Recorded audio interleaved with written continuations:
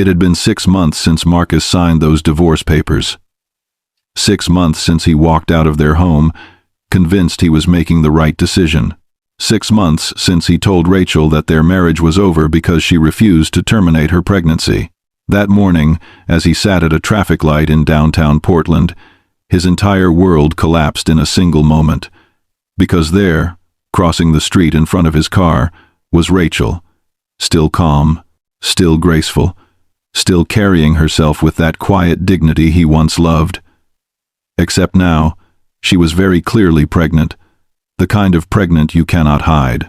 And in that instant, Marcus understood something that would haunt him for the rest of his life. She had never gotten the abortion.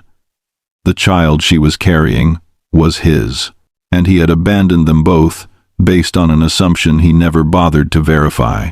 Before we continue with Marcus's story, let us know in the comments where you're watching from. We would love to hear from you. And if you are new here, click on the subscribe button so you never miss any of our upcoming videos. Marcus had always been the kind of man who believed he knew what was best.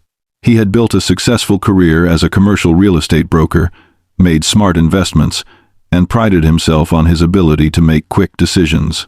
When he met Rachel 7 years earlier at a mutual friend's wedding, he was immediately drawn to her quiet strength and genuine warmth. She worked as an elementary school teacher and had this way of making everyone around her feel valued and heard. They dated for 2 years before getting married in a small ceremony attended by close family and friends. For the first 4 years of their marriage, everything seemed perfect. They bought a house in a quiet neighborhood, took annual vacations to national parks, and talked often about their future together. But somewhere along the way, Marcus had started to change. His career became more demanding, requiring longer hours and frequent travel. He began spending less time at home and more time networking at expensive restaurants and golf courses. Rachel noticed the shift, but remained patient, believing it was just a temporary phase while he climbed the corporate ladder. The first real crack in their marriage appeared when Rachel started talking about having children. She was 32 years old and felt ready to start a family. Marcus, however, kept putting it off. He would say they needed to wait until his next promotion, or until they had more savings, or until the market stabilized.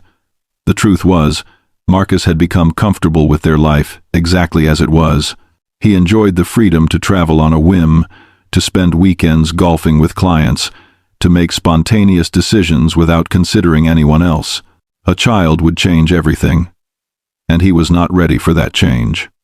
Rachel tried to be understanding, but as months turned into years, her patience began to wear thin. They started having the same argument over and over, each time leaving both of them frustrated and hurt. Marcus would accuse her of trying to trap him into a life he did not want, while Rachel would remind him that they had discussed having children before they got married. The distance between them grew wider with each passing month. Then, one evening in late February, Rachel came home from work looking pale and shaken. Marcus was in the living room, going through paperwork for an upcoming deal. She sat down next to him, took a deep breath, and said the words that would change everything. She was pregnant. 6 weeks along. She had taken 3 tests to be sure. Marcus felt his chest tighten. His first thought was not joy or excitement, but panic. This was not part of his plan. He had a major project launching in 3 months that would require him to travel extensively. He had just committed to joining a new investment group that would demand significant time and capital. A baby did not fit into any of this. He looked at Rachel and saw hope in her eyes, maybe even happiness, despite her obvious anxiety about his reaction. But instead of matching her vulnerability with his own, Marcus shut down. He told her they needed to think about this logically. They were not financially prepared. His career was at a critical juncture. They had not even been getting along lately. How could they bring a child into this situation? Rachel's face crumpled. She had expected hesitation, maybe even fear, but not this cold calculation. She told him this was not just about logistics and timing. This was their child, a life they had created together. She wanted to keep the baby. Marcus felt trapped. Over the next 2 weeks, their conversations became increasingly heated. Marcus kept pushing for what he called the practical solution. An abortion would allow them to reset, to work on their marriage first, to have a child later when they were truly ready. He framed it as the responsible choice, the mature decision. But Rachel refused to consider it. She told him she understood his fears, but that she had always wanted to be a mother, and she was not going to terminate this pregnancy just because the timing was inconvenient. Marcus grew resentful. He felt like she was making a unilateral decision that would affect both of their lives. In his mind, she was being selfish and unreasonable. The more she stood firm in her decision, the angrier he became. One night, after another exhausting argument, Marcus said something he could never take back. He told Rachel that if she refused to have an abortion, he wanted a divorce. He could not be a father right now, and he would not be forced into it. Rachel stared at him in disbelief. She had known he was scared, but she had never imagined he would actually leave her over this. She asked him if he was serious, if he was really willing to throw away 7 years of marriage because she wanted to keep their baby. Marcus, too proud and too angry to back down, said yes. He told her she had a choice to make. Either she terminated the pregnancy and they could work on saving their marriage, or she kept it and he walked away. He actually believed he was giving her an ultimatum that would force her to see reason, but Rachel simply nodded, tears streaming down her face, and said she would not kill their child to keep him. If that was his price for staying, then he should leave. Marcus moved out 3 days later. He rented a furnished apartment downtown and threw himself into work, convincing himself he had made the right decision. He told his friends and colleagues that he and Rachel had irreconcilable differences about their future and had decided to separate. He did not mention the pregnancy to anyone. In his mind, the problem would resolve itself once Rachel faced the reality of single parenthood. He assumed she would come to her senses, have the abortion, and reach out to him so they could start over. A month went by. Then, too, Marcus heard nothing from Rachel. He told himself she was being stubborn, that she was waiting for him to break first. He stayed busy with work, traveling for his job, attending industry events, and going out with friends who told him he looked better than he had in years. By the time 3 months had passed, Marcus had almost convinced himself that Rachel must have terminated the pregnancy. She had not contacted him to discuss child support or custody arrangements. She had not shown up at his office demanding anything. The silence, he believed, meant she had made the practical choice after all. His lawyer filed the divorce papers in early May. Rachel signed them without contest. She did not ask for alimony beyond what the court mandated temporarily. She did not demand anything from their shared assets except her personal belongings and half of what they had saved together. The whole process was remarkably smooth and civil. By mid-June, exactly 4 months after Marcus had moved out, they were officially divorced. Marcus felt a strange mixture of relief and emptiness. He had gotten what he wanted, or so he thought. He was free, no obligations, no complications. He could rebuild his life exactly the way he wanted it, but something felt wrong. He found himself thinking about Rachel at odd moments, wondering how she was doing, whether she was okay. He never reached out, though. Pride and stubbornness kept him from picking up the phone. He told himself it was better this way. A clean break. No messy entanglements. Then came that morning in late August, 6 months after their separation. Marcus was driving to a breakfast meeting with a potential client when he stopped at a red light on Morrison Street. The morning sun was bright, and people were crossing the intersection in both directions. That is when he saw her. Rachel was crossing from left to right, walking slowly and carefully. She was wearing a loose summer dress, but there was no hiding her condition. She was unmistakably pregnant. Very pregnant. Maybe 7 or 8 months along. Marcus felt like someone had punched him in the stomach. His hands gripped the steering wheel so tightly, his knuckles turned white. Time seemed to slow down as he watched her make her way across the street. She looked tired but healthy. Her hand rested protectively on her belly. She did not see him sitting there in his car, watching her. When the light turned green, Marcus could not move. Cars behind him started honking, but he barely heard them. His mind was racing. If she was that pregnant now, in late August, that meant she was about 8 months along. Which meant she had gotten pregnant in late December or early January. Which meant the baby she was carrying was his. The baby from that pregnancy she had told him about in February. She had never had an abortion. She had kept the baby despite everything. Despite his ultimatum. Despite the divorce. Despite being alone. Marcus pulled over to the side of the road, his heart pounding. He felt sick. Everything he had told himself over the past 6 months, every justification he had clung to, every assumption he had made, it all crumbled in an instant. Rachel had not terminated the pregnancy. She had not changed her mind.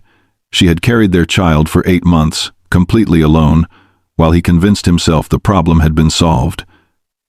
The reality of what he had done hit him like a freight train. He had abandoned his wife when she needed him most. He had divorced her while she was pregnant with his child. He had left her to face doctor's appointments, morning sickness, physical discomfort, and the emotional weight of pregnancy all by herself. And he had done it all because he was too selfish and too scared to be a father. Marcus sat in his parked car for over an hour, missing his breakfast meeting entirely. He stared at his phone, Rachel's contact information still saved despite the divorce. He wanted to call her. He wanted to tell her he was sorry. He wanted to ask if she needed anything, if the baby was okay, if there was any way he could make this right. But he could not bring himself to press the call button. What would he even say? How do you apologize for something like this? Over the next week, Marcus could not focus on anything. He missed deadlines at work. He canceled meetings. His friends noticed something was wrong, but he refused to talk about it. He spent hours driving past Rachel's house, though he never had the courage to knock on the door. He finally broke down and called Rachel's sister, Emily, whom he had always gotten along with during the marriage. Emily was cold when she answered the phone. She told him Rachel was doing fine, no thanks to him.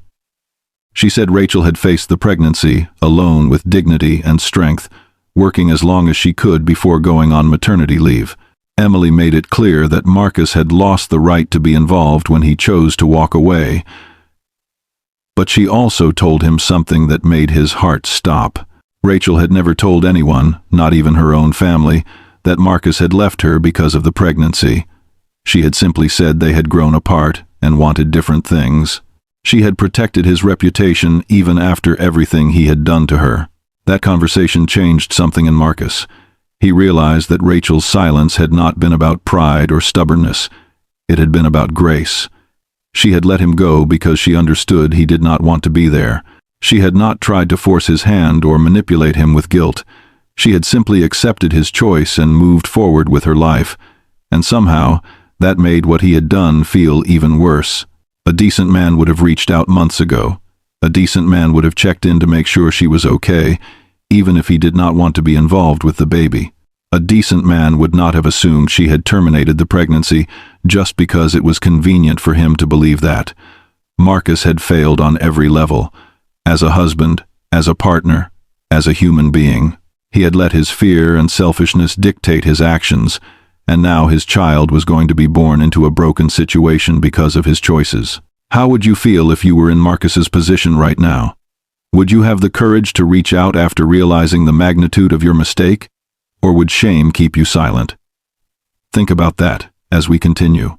3 weeks after seeing Rachel on the street, Marcus gathered every bit of courage he had and drove to her house. It was a Saturday afternoon in mid-September. The weather was starting to cool down, the first hints of fall in the air. He sat in his car outside her house for 20 minutes, before finally walking up to the front door. His hand shook as he knocked. Rachel answered after a moment, and the look on her face when she saw him was impossible to read. Surprise, definitely. Maybe a flash of anger, maybe sadness.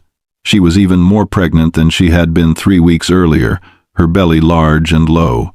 She looked exhausted but still somehow beautiful in a way that made Marcus's chest ache.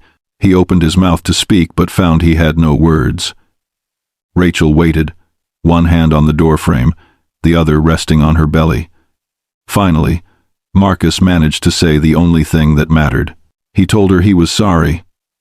He was so sorry. For everything. For leaving. For not being there. For assuming she had terminated the pregnancy when she had told him from the very beginning that she would not. For being too much of a coward to check in on her to make sure she was okay. His voice broke as he spoke, tears streaming down his face. He told her he had seen her crossing the street 3 weeks ago and that he had spent every moment since then drowning in regret and shame. Rachel stood there silently, letting him finish. When he was done, she took a deep breath and said that she appreciated the apology, but that apologies did not change the past 6 months. She had gone through this entire pregnancy alone. She had felt their baby kick for the first time with no one to share it with.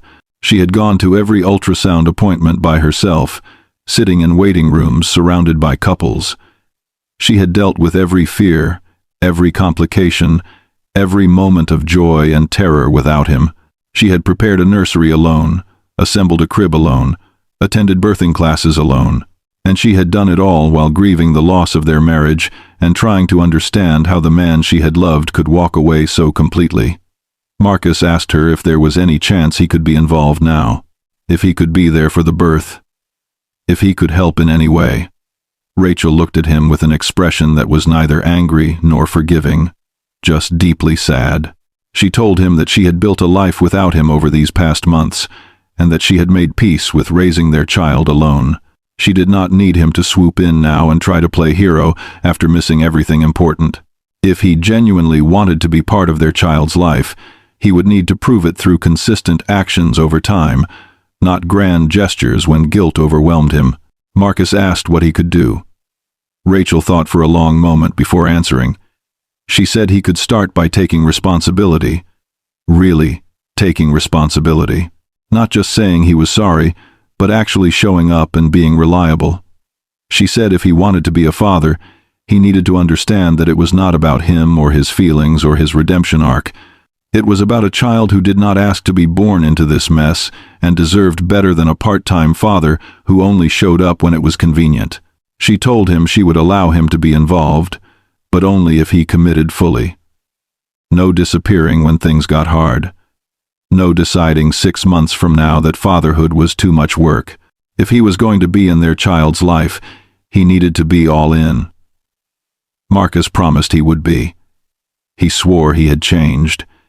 He said he would do whatever it took to make things right. Rachel told him that time would tell whether his promises meant anything. She gave him the date and time of her next doctor's appointment and said he could come if he wanted. That would be his first test. If he showed up, maybe they could talk about next steps. If he did not, then she would know his apology had been nothing more than words. Marcus showed up to that appointment 45 minutes early. He sat in the waiting room, his leg bouncing nervously, watching other expectant couples come and go. When Rachel arrived, she looked surprised to see him there. They sat together in uncomfortable silence until the nurse called her name. In the examination room, Marcus heard his child's heartbeat for the first time. The sound filled the small space, steady and strong. The doctor showed them an ultrasound image and pointed out tiny features, fingers, toes, a profile. A girl, the doctor said. A healthy baby girl. Marcus felt something crack open inside him. This was real. This was his daughter. She would be born in just a few weeks, and he had missed everything leading up to this moment. After the appointment, Rachel told him he could come to the next one if he wanted, and the one after that. Marcus did not miss a single appointment. He showed up early to every one, sitting quietly beside Rachel, listening to updates about their daughter's development. He did not try to insert himself into Rachel's life beyond those medical visits. He did not push for more than she was willing to give. He simply showed up, consistently, proving through actions that he meant what he had said. Their daughter, Emma Rose, was born on a rainy Tuesday morning in early October.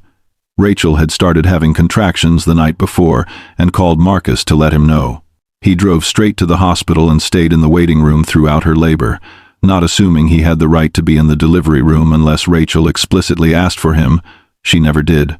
Her sister Emily was with her instead, coaching her through contractions and holding her hand when things got difficult. Marcus sat alone in the waiting room for 14 hours, pacing and checking his watch, feeling every minute stretch out endlessly. When Emily finally came out to tell him that Rachel had given birth to a healthy baby girl, Marcus broke down crying right there in the hospital corridor. Emily told him that Rachel was exhausted and needed time to recover, but that she had said Marcus could come meet his daughter the next morning. That night, Marcus did not sleep. He sat in his apartment, staring at the wall, thinking about everything that had led to this moment. He thought about the man he had been 6 months ago, so certain he was making the right choice, so convinced that walking away was the mature, responsible thing to do. He had been such a fool. He had let fear control him, and in doing so, he had nearly lost everything that actually mattered. The next morning, Marcus arrived at the hospital carrying flowers for Rachel and a stuffed elephant for Emma. A nurse led him to Rachel's room. Rachel looked exhausted but peaceful, propped up in bed with Emma sleeping in her arms. Marcus approached slowly, afraid to intrude on this sacred moment. Rachel looked up at him and, for the first time in months, gave him a small, genuine smile. She asked if he wanted to hold his daughter. Marcus nodded, not trusting his voice. Rachel carefully transferred the tiny, warm bundle into his arms. Marcus looked down at Emma's face, her tiny features so perfect and new, and felt his entire world shift. This was his daughter, his child. The baby he had tried to convince Rachel to terminate. The pregnancy he had walked away from. If Rachel had listened to him, Emma would not exist. This beautiful, perfect little person would never have drawn breath, and he would have gone through his entire life never knowing what he had lost. Marcus whispered an apology to his daughter, knowing she could not understand the words, but needing to say them anyway. He apologized for not wanting her, for not being there, for failing her before she was even born. He promised her he would spend the rest of his life trying to be the father she deserved. Rachel watched Marcus hold their daughter, and something in her expression softened. She told him that she had spent the past 6 months being angry at him, and that anger had kept her going through some very difficult days. But now, holding Emma and watching Marcus meet their daughter for the first time, she realized anger was not what she wanted Emma to grow up around. She told Marcus that she would never forget what he had done, but that for Emma's sake, she was willing to let him try to make it right. She said Emma deserved to have a father who loved her and was present in her life.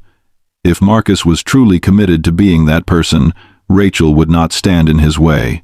But she also made it clear that trust had to be earned back slowly, and that she would be watching to see if his actions matched his words. Marcus thanked her, his voice thick with emotion. He told her he understood he had a long road ahead of him, but that he was willing to walk it for as long as it took. He said he knew he could never undo the past, but that he hoped someday Emma would know him as someone reliable, someone who showed up, someone who loved her without condition. Over the following months, Marcus did exactly what he had promised. He showed up. He came to Rachel's house 3 times a week to spend time with Emma, helping with feedings and diaper changes, learning how to soothe her when she cried.